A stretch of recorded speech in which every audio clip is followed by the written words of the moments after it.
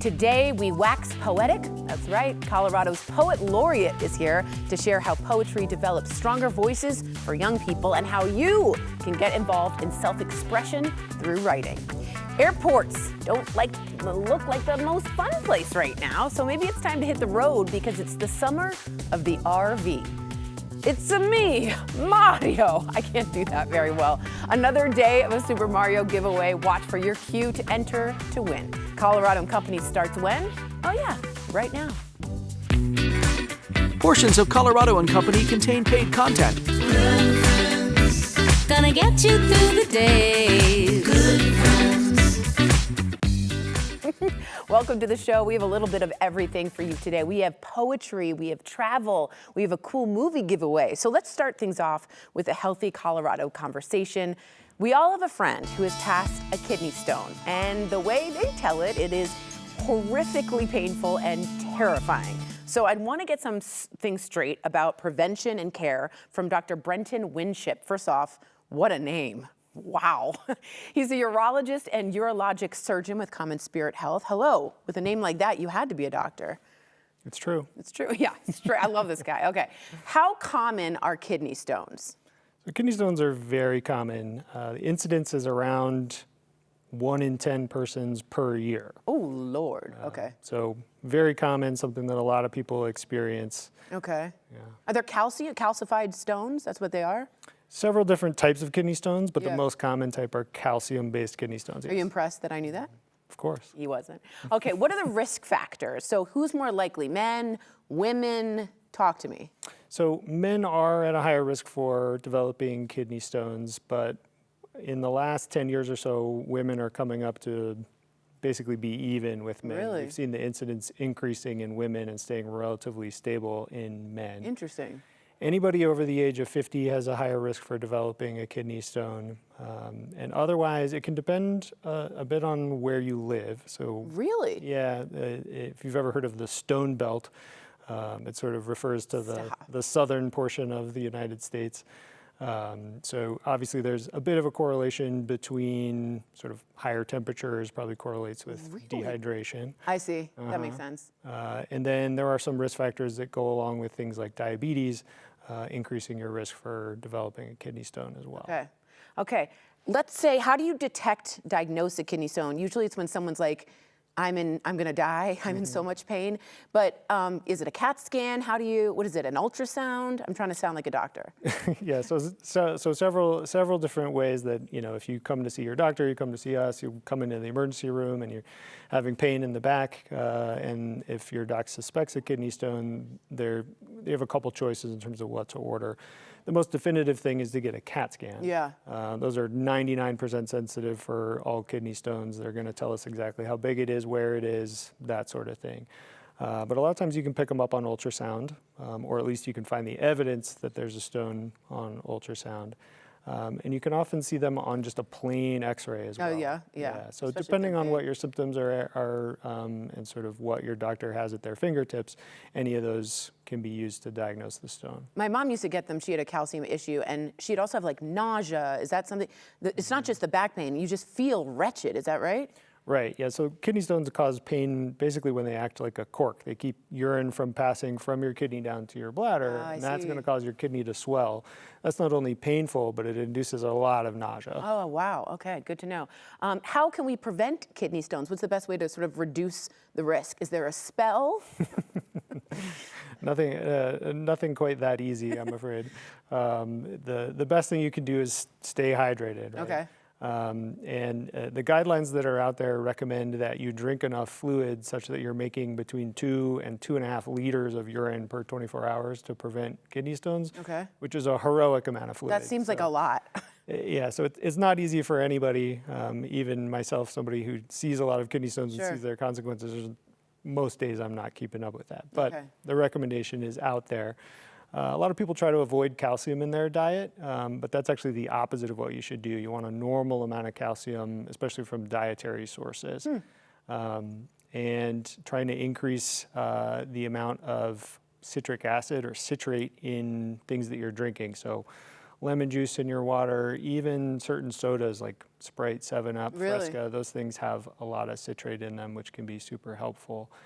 And To probably, prevent? Yeah. Oh, okay, okay. Probably the hardest thing to do is try to stick with low amount of sodium in your diet. Okay. The more salt that you eat, that actually pushes more calcium into the urine, which is how the calcium ends up there In the first place. So So you're saying just drink a huge amount of Sprite is what you're meaning. I'm just kidding. Okay, so what treatment options are available? My mother had them so large that they would they'd have to break them up. Laser. Yeah. So that's all I had. Yeah, so there's a lot of different ways that we treat kidney stones. If they're small, we can give you some medications and try to help you pass them. Okay.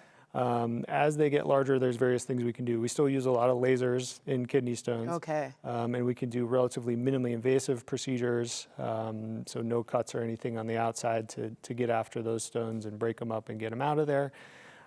We still use something called shockwave lithotripsy, which is an ultrasound-based technology that dates back all the way to World War II. Is that right? Yeah, we still use that. It's completely non-invasive. Everything happens from the outside with that. And then for really big stones, we'll actually kind of go in through the back. We'll basically poke a hole into your back, into the kidney, and break up the stone and get all the pieces out of there using a device that's a little bit like your Sonicare toothbrush, but on steroids. Whoa, wow, oh my God. Okay, if you get a kidney stone or kidney stones, are you then prone to get them again?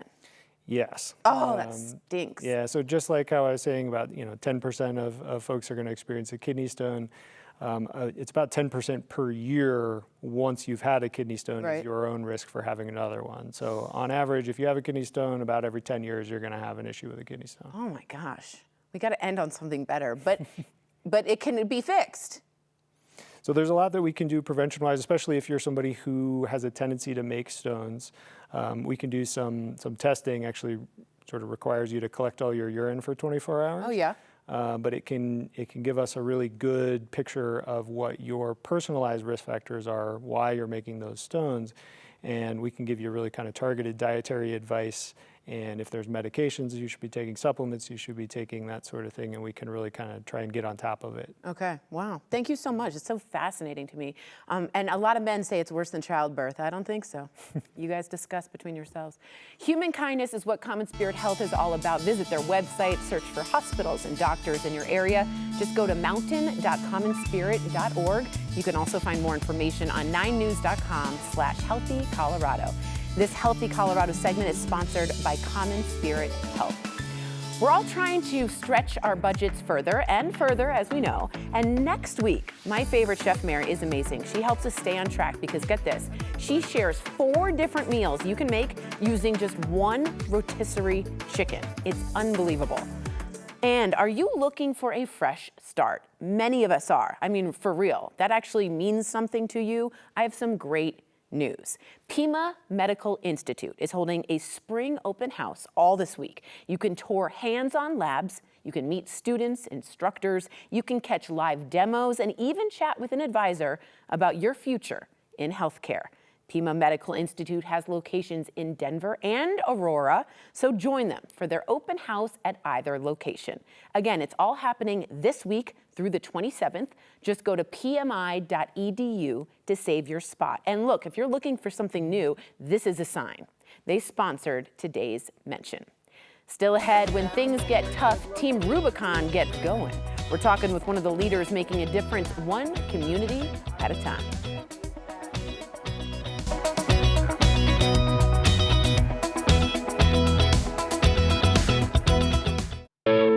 The following interview involves commercial content. The products and services featured appear as paid advertising. So if you're like me, you've wasted a lot of money on skin solutions you found on your social media feeds that do absolutely nothing. We've all done it. But I did get some straight talk from Nick Tverdik about what he believes can work for you in reversing those annoying signs of aging. Take a look. All right, Nick, you've always said that we lose, and I kind of hate you for it. I know it's not your fault. But we lose, it is your fault. We lose collagen pretty quickly after a certain age. What else is happening that creates facial issues? And some people are fine with it and they love it, and some people want to fix it, and either way is fine. It doesn't matter. It does not matter. This is all about your confidence. Exactly. Right? Exactly. And if you want to do things where you don't want to get injections, totally Cool. normal, totally natural. Hip and rad. That's great. We do Great. injections, but injections should be looked at as the last thing, as kind of the icing on the cake, because we want to build everything up naturally. And yes, all we've really talked about in facial aesthetics is collagen, collagen. Do not get me wrong. We want to address it and we don't ignore that. We have 25 different machines, so we're able to really boost that collagen. However, it's just a fraction of what's happening in natural facial aging. And yes, we lose on average 1% of collagen every year for the rest of our lives, and that's a compounding interest effect, right?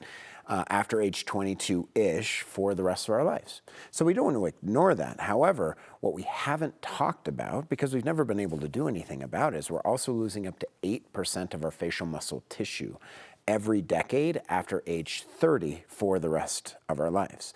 Now, we have something called SMAS, which is connective tissue, and that kind of wraps your elevator muscles in your face like a sleeping bag. And when your muscles break down, that sleeping bag starts to stretch out. So all your connective tissue, which wants to be nice and right and tight, starts to become lax and starts to stretch out.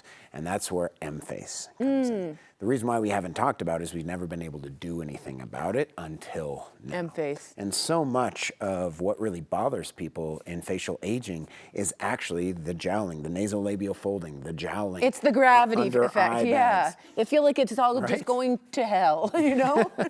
Going down. Yes. Well, we want to reverse That's right. that entire process, but do it naturally.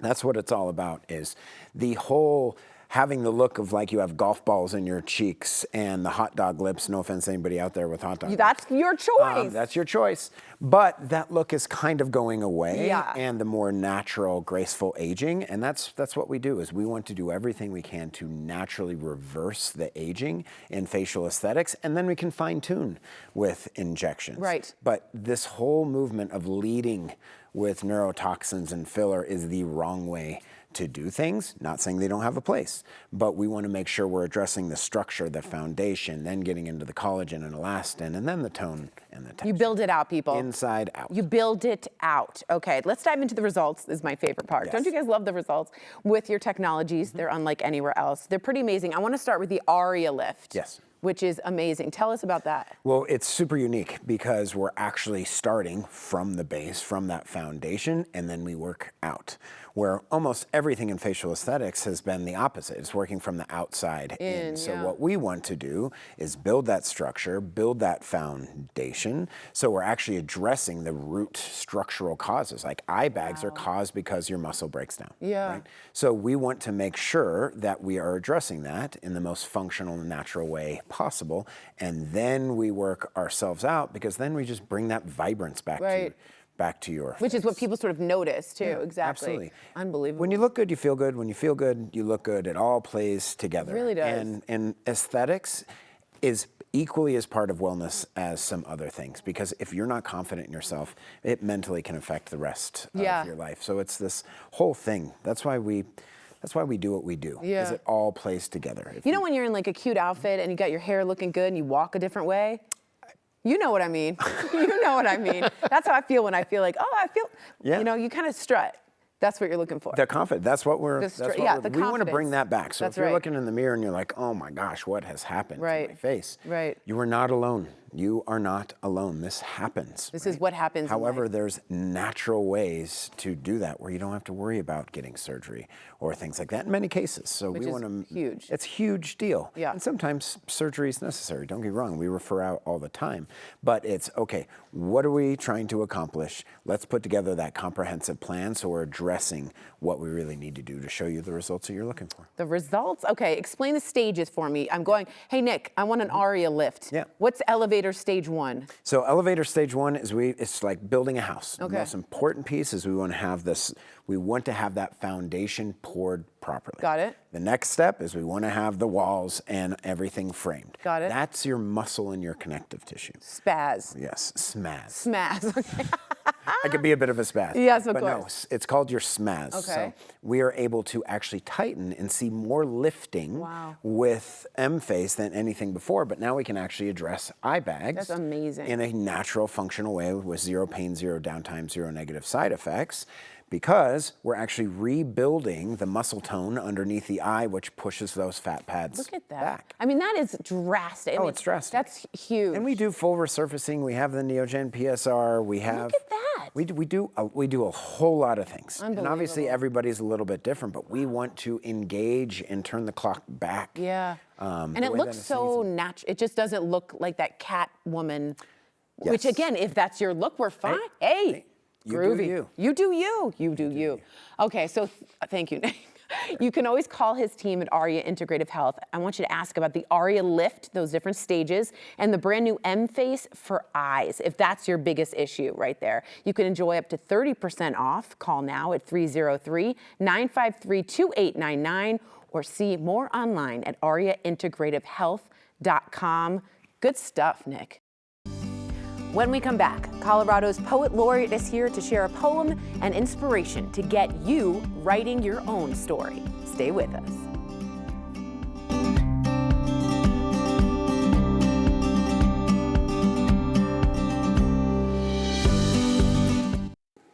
Okay, I just ate at this amazing restaurant with the coolest concept. Y'all have to check out Dumplin with an apostrophe, okay, in the Highlands. With us, we have the GM, Tyler Bray, who, of course, I ran up to say, I gotta get you on the show, and the chef and owner of the Bonanno concept himself, Frank Bonanno. Sir. Oh, thank you so There much. should be a round of applause for you, sir. Please. Okay, so Tyler, starting with you, I tracked you down in that restaurant. I wanted you to come on the show. I just ate here for the first time. Tell us about Dumplin and the concept. Dumplin is a really, really cool spot. We've really cultivated a very cool vibe in there. It's on the corner of 32nd and Lowell there in Highlands Park Square. And we're really lucky to be in a great neighborhood there right next to Mondovino. And yeah, I mean, I can let Frank speak more to it, but Italian-Japanese fusion Yes. and his playful little take on dumplings. So tell me, Frank, what inspired you to do this? It's Japanese mixed with Italian? So it's Japanese mixed with Italian. So at our restaurant, Luca, Yes. we do all these play dates where we do Brazilian, Italian, and everything. The first one we ever did was idamishi, which is a culmination of Italian and Japanese. And I've always thought that was such a great You loved fusion that of one. food, and that was 4 years ago. So as we were moving on, we had our space with Salt and Grinder, Yep. and we have one at the airport. So it was like, we should do something else here. And I really love the idea of Italian and Japanese. I mean, because what is a dumpling other than a ravioli, right? Right. And the flavors of Japan and Italy are so similar, with chilies, not a lot of spice, a lot of simple ingredients. Oh, I didn't realize that. Just very straightforward, like a good cacio e pepe Yeah. pasta. Nothing better than a ramen with just a poached egg and a really good miso broth. So true. Very similar, and it's just something I love doing. So, and it's something we do a lot of Japanese at Mizuna. Yes. So it's really like a mesh of Mizuna and Luca together, coming together to be an idamishi dinner at Luca. It started that moment, and now it's here. Tell us what you're making here. It smells delicious. I had the shrimp scampi dumpling. Okay. And I was like, what a clever mix this was. Tell us what you're making here. So these are our andouille dumplings. So andouille is a fermented Calabrian sausage, basically. Whoa. So you can eat it raw, but we put it into the dumplings. Yes. That's what I love about is the brave and bold flavor. I was just blown away. And it sort of explodes in your mouth, you know? Yeah, You know what I mean? These should pop because there's a lot of fat. Excuse you, but don't talk to me that way. I'm just kidding. No kidney stones. No from kidney this. stones, that's right. But there's like, so what you're hoping is when the sausage cooks out, it renders and some of the fat from the sausage like will burst when you eat it. So at Dumplin, we do a lot of different sauces. Yeah, so that we was my have favorite.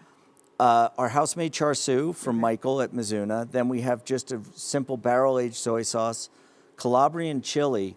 But I've been working with Leopold Brothers to come up with some vinegars, because typically you would dip some dumplings in black vinegar. Oh, yeah, yeah. And so we usually use balsamic vinegar in the restaurant, but I think when you do a little combination of this peach vinegar that he's making, Yeah. that is incredible. 100 peaches in each bottle. Really? Yeah.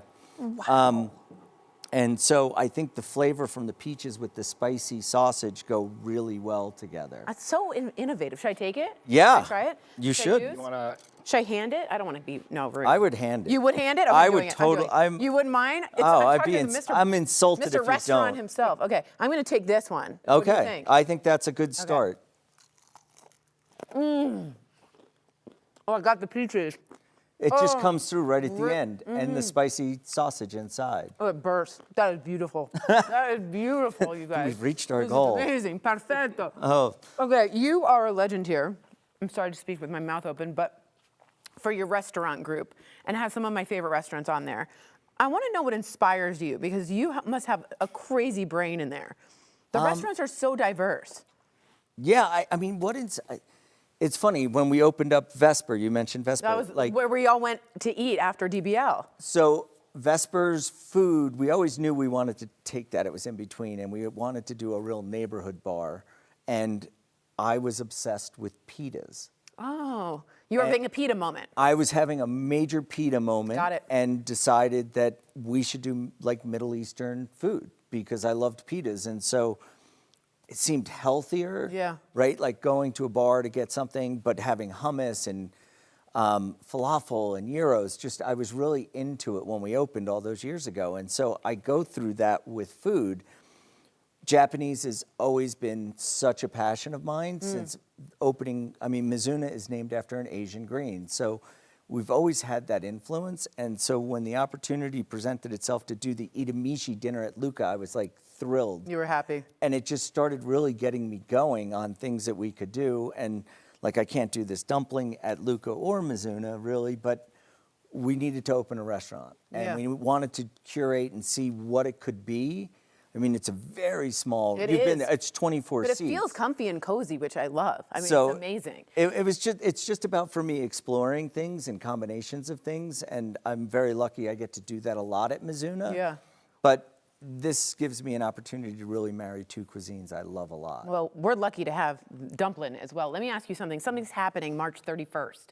Can you give us a little teaser? What is that?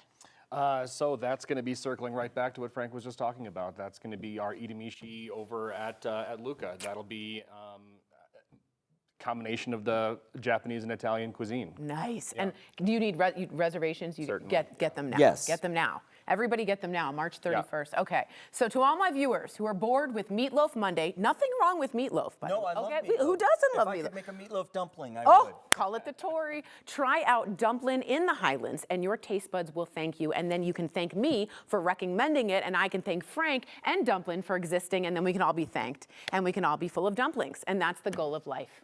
Thank you guys for being here. Oh, thanks so It was much. delicious. I'm going to finish this. If you Should don't- I make you your dessert? If you could, yes. Yes. Okay. Lego fans, as you make this, I'm going to go. Lego fans, get ready. There's a new exhibit at the Denver the Denver Museum of Nature and Science that's all about the tiny bricks. Kelly takes us inside next week on Coco. And it's the summer of the RV when Colorado and Company returns, why more people are hitting the road than ever and skipping those airports.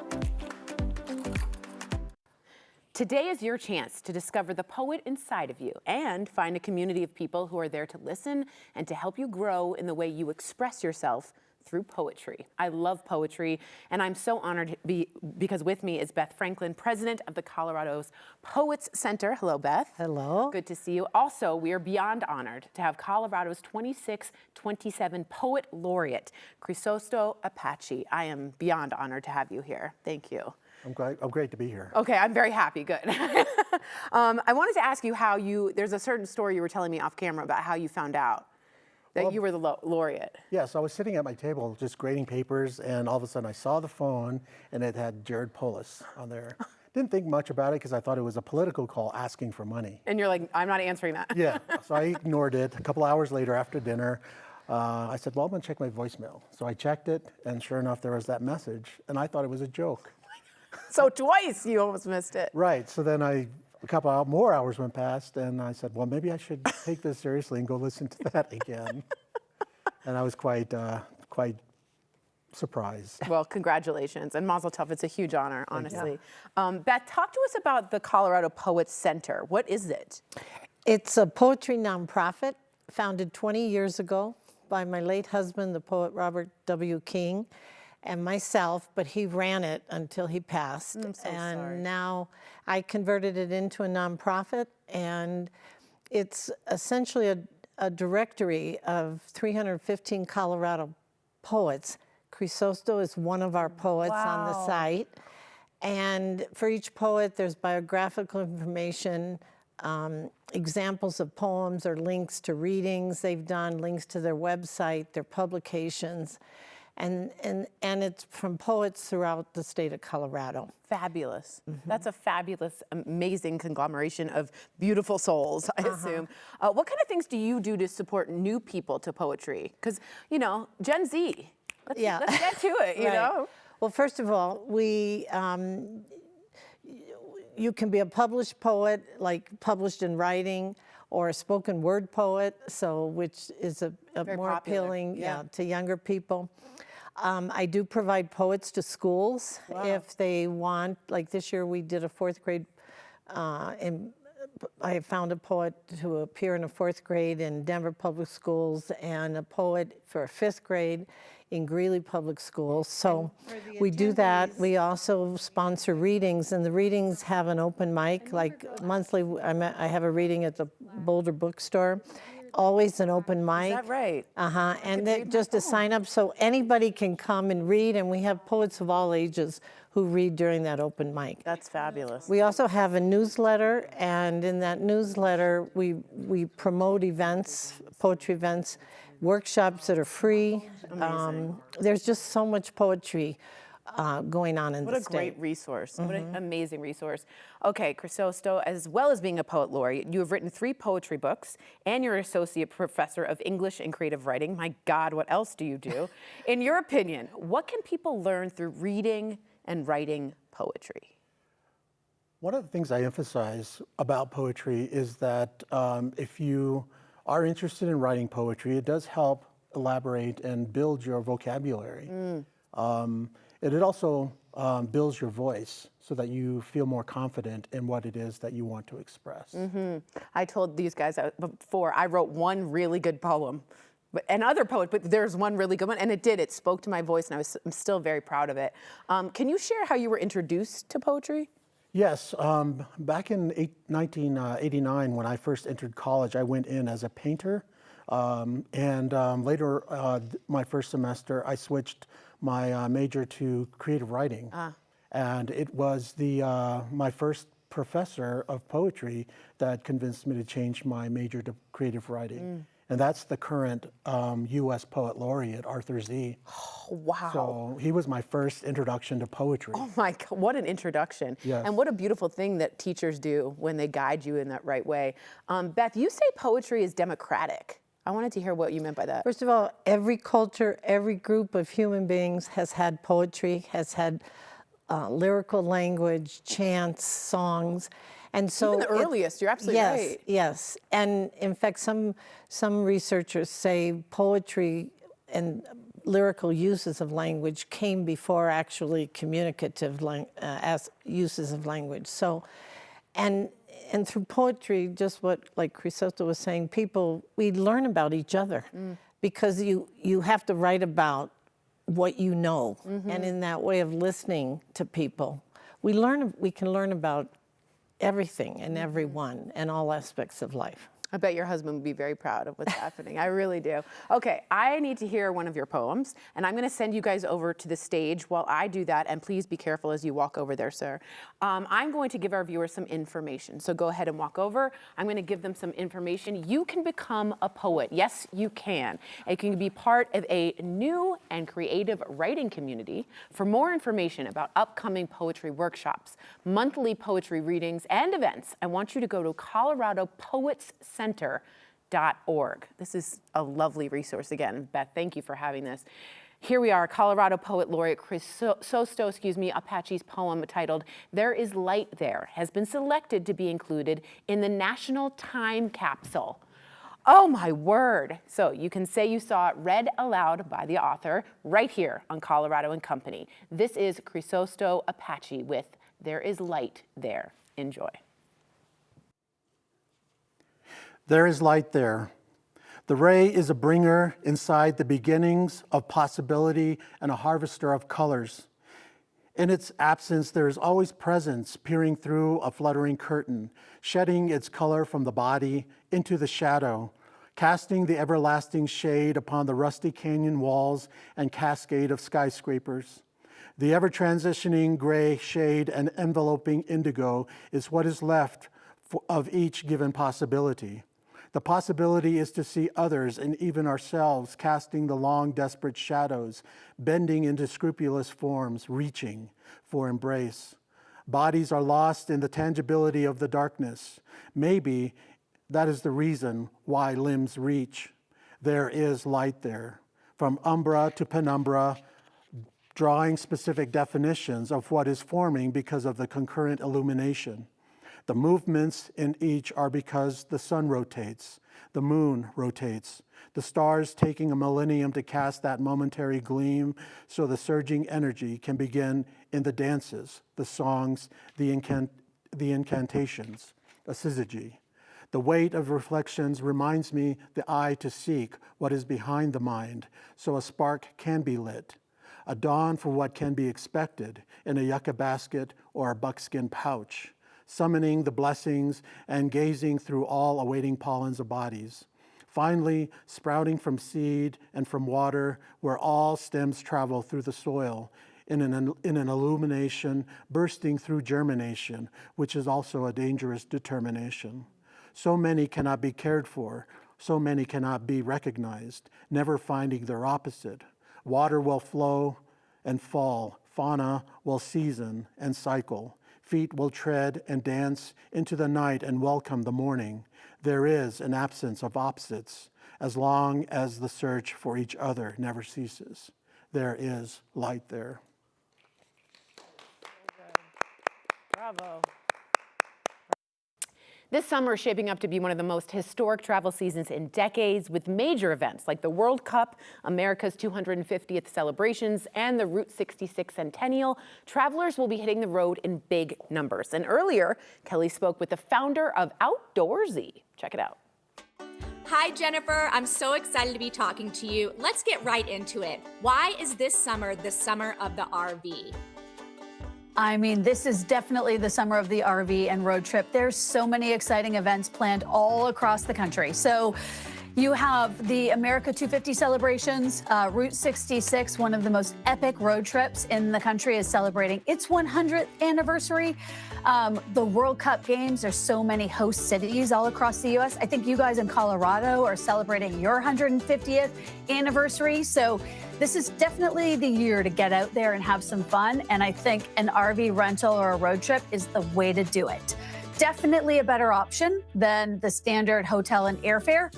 It just offers so many more benefits. It's cheaper, it's more convenient, and it's definitely a lot more fun. Oh, that's so fun. I want to go in an RV. Okay, tell me a little bit more about what Outdoorsy is doing to celebrate our country's 250th anniversary. Yep, this is the year. Everybody is getting super excited. So our team is launching a couple special promotions. One we're really proud about, and that is offering a full summer-long promotion for all of our veterans and service members out there. We like to call them American heroes, and we're offering 20% off on RV rentals. So really big discount that's applied at checkout when you rent an RV on outdoorsy.com. And this applies to all military, active or retired. It also applies to all police, all firefighters, and all EMS teams. So really proud of that. And we want to know, we want veterans and service members to know that we appreciate their service and we're recognizing them. And then we're going to weave in a really fun summer promotion. It's called Freedom Fridays, and it starts in April. Super easy to enter. It's a contest where anybody can enter to win a 5-night RV rental vacation for just $17.76. So that's our fun, cheeky little way to recognize America's 250th year anniversary of our independence. And we're going to be announcing the winners every single week on Fridays Oh, that's so exciting. I'll be entering myself, I think. Okay, let's say our viewers are ready to hit the road. They're ready to take an RV trip. What are your top tips for them if they've never done it before? Well, top tip for this year is book sooner rather than later. So start figuring out what kind of a rig you want and what RV park or campground or event you want to go to, and book a stay. Those are the two things. Get ahead of all the crowds. It's coming fast. Everybody wants to get outside this year. And then when you then move down into some of the basics of like a good RV trip, I would say involve your family or friends. Involve the people that are on the trip. The best part of RV rentals and this kind of travel is like getting excited about where you're going to go, what you're going to do. You can start planning whether or not there are Great Lakes or mountain hikes or just like local community events that you can plan early to attend. It makes the trip get started way earlier than the first day you take off. And then I always talk about the 2-2-2 rule. And so for anybody that isn't a veteran at RV camping or RV travel or road trips, it's really simple. Don't travel more than 200 miles on day one. Get to your destination by 2 p.m. on the first day and stay out there for at least 2 days. If you do those three things, you're guaranteed to like max out all of the relaxation vibes. You have a lot of fun and it's easy to pull off. Oh, this is so exciting. Okay, let's talk about driving an RV or a camper. What if someone's a little intimidated about that? Yeah, you know, I hear that because sometimes people ask me if you need a special driver's license, and you don't. No special driver's license required. I think also people are not as familiar with the range of types of RVs that you can rent. Yeah. You could rent a really simple like Class B. It's like it's a camper van, and it's about as easy as driving a minivan or an SUV. Truck campers or those overland vehicles, they're also small and compact, so they feel a lot like driving a pickup. You've got trailers that are small or larger, and motorhomes. So there's a wide range of vehicles that you can drive. You could pick ones that are really easy to drive. We also have a really cool program, which is Outdoorsy Delivers. So we bring the RV or the camper, we set it up for you, and we're pretty much bringing everything to you. So you don't even have to worry about driving if that's something you don't want to tackle on your first trip. That's amazing. Okay, let's say we're ready to book. Where do we go, Jennifer, for more information? Very easy. Come and visit us over at outdoorsy.com. You'll immediately see some really simple filters and questions that help you get all of the best RV rental listings, so you could pick and choose the vehicles that you like, talk to your kids about it or your friends. And while you're there, there's tons of helpful information like sample itineraries. We're highlighting a lot of the events around World Cup and also America 250 celebrations. So lots of information on outdoorsy.com. We make it really easy for you to find an RV. Thanks so much for joining us today, Jennifer. We are so excited. We'll see you on the road. See you on the road. If you want to hit the road in style this summer, you can rent a van, RV, or camper by going to outdoorsy.com. There's a uniquely brave group who come to help during crisis or disaster. They're called Team Rubicon. And we had the chance to talk with Marine Corps veteran and 17-time Team Rubicon deployment leader, Larissa Murray. I am so excited to be talking to you today. You are a true badass. So what led you from the Marine Corps to your role on Team Rubicon? Thanks, Kelly. After my time in the Marine Corps, I actually went back to school for a couple of years. I got my bachelor's degree and my master's degree, but I was really missing that sense of community and continued service after the military. So a week after I got my master's degree, I went on my first Team Rubicon deployment, and that was to Moore, Oklahoma, following some devastating tornadoes that tore through that area. And I could see that the organization was really drawing on the best of the military elements, you know, that sense of camaraderie and continued service. And so I got hooked right away and got more involved, became an instructor. And after several years, I deployed down to Houston, Texas. And I just decided I wanted to devote all of my time to this mission and to this organization. And I was lucky enough to come onto the operations staff in 2019.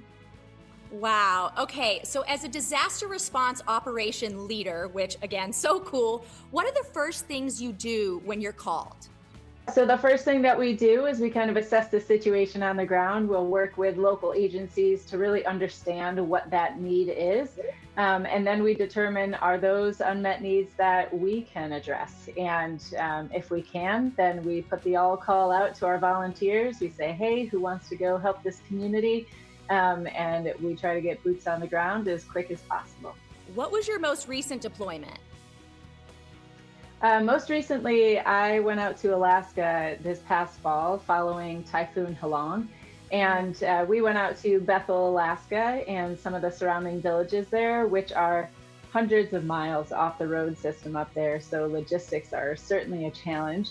But we worked with many partnering agencies to use small aircraft and like helicopters to get our gear and our people out to these locations. So in Bethel, Alaska and Anchorage, Alaska, we really focused on donations management, but we were also able to get out to some of the smaller villages like Tuntatuliak, which is located on a floating frozen tundra. And we were able to help the community there remove wet insulation from underneath their houses to dry out their houses. And then we reinstalled dry insulation before the onset of winter up there.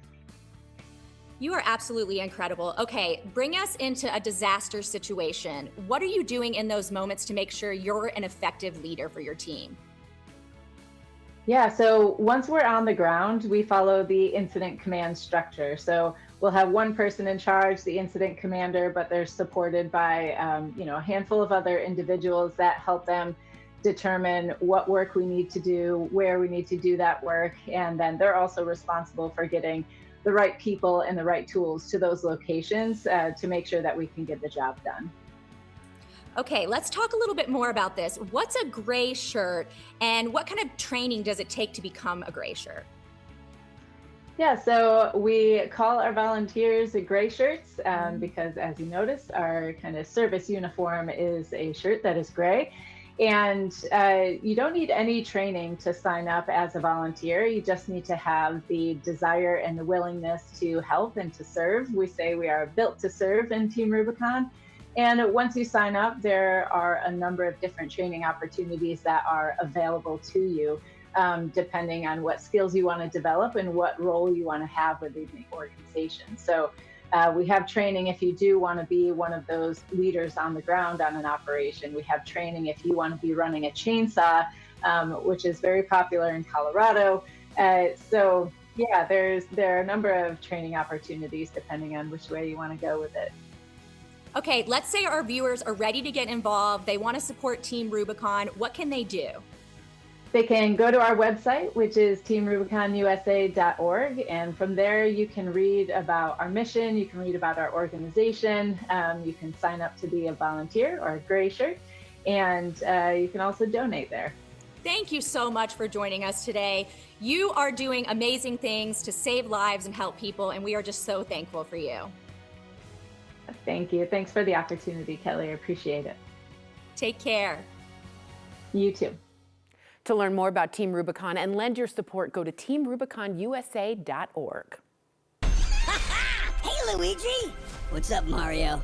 Behold! I made a masterpiece for Princess Peach. All your favorite characters are back for the Super Mario Galaxy movie. You can see it on the big screen on April 1st. However, all week long, I have some Super Mario giveaways. So today you have the chance to win this really cool backpack. It's filled with a journal, a pencil pouch, and a sticker sheet. I love stickers. To enter, all you have to do is send an email to mycoco@9news.com, put the words Mario Backpack in the subject line, and the winner will be chosen at random. Good luck. Thank you again for your company, Colorado. Portions of today's program were sponsored by the businesses listed on your screen. We're gonna light this, here we go. It is the Scorched S'mores at Dumplin. Enjoy, everybody. Ooh, that looks good. Bye, everybody. We'll see you next time. Ooh, I'm gonna try that with this.